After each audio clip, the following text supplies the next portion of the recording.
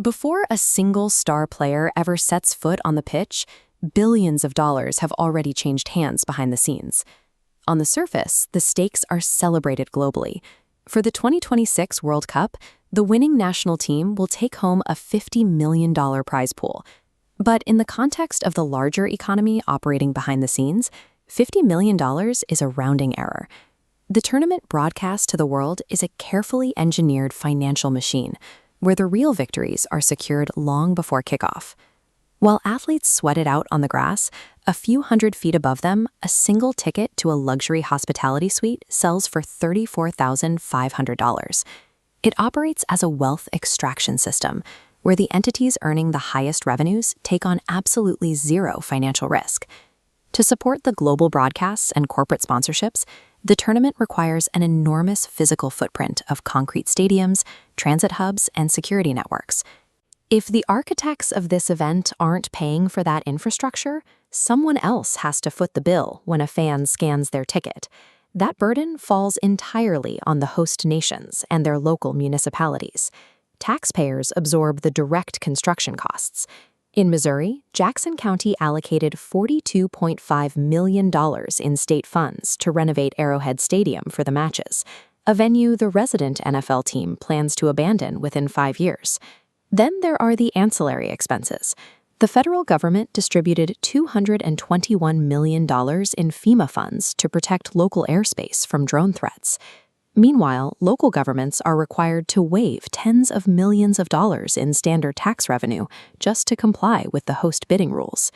Cities agreed to these terms, taking on massive public debts, based on the promise of a localized economic boom that independent analyses consistently show rarely materializes. The architects of this system operate far from the construction sites, working out of a secluded headquarters in Zurich, Switzerland.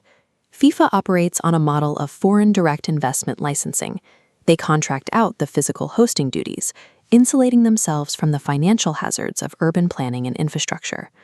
This flowchart breaks down exactly how those revenue streams diverge. We can see the distinct divide between FIFA and the local host government.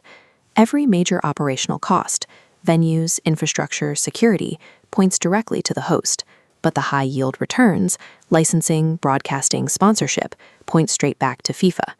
By isolating those revenue streams, FIFA expects to generate $13 billion over the 2026 tournament cycle. Their monetization is so efficient that they even carve up the grass from the final match, sealing 3-inch squares in acrylic boxes and selling them to fans for $3,000 each. The organization's true expertise is engineering a commercial ecosystem that completely shields them from their own operational liabilities. While the host cities absorb the costs, multinational corporations use the stadium advertising boards to fight a proxy war for retail dominance. The final match places the official tournament sponsor, Adidas, in direct conflict with Nike, the primary sponsor of several elite national teams. Market projections expect Adidas to see 22.2% earnings growth this quarter, while Nike faces a 6.1% decline. Beyond retail sales, they compete for consumer trust.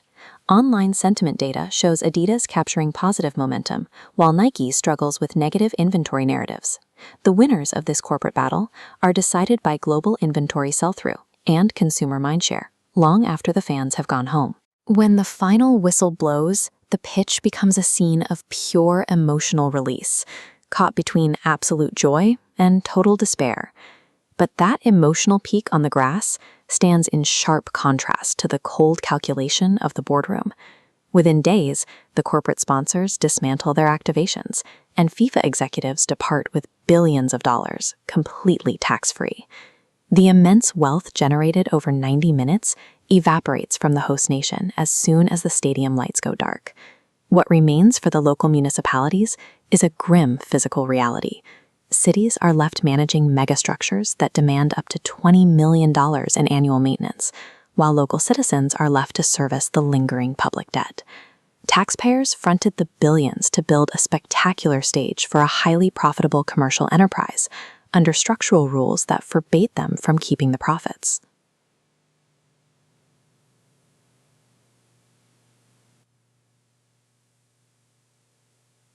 When the confetti settles, it becomes clear exactly who wins the World Cup.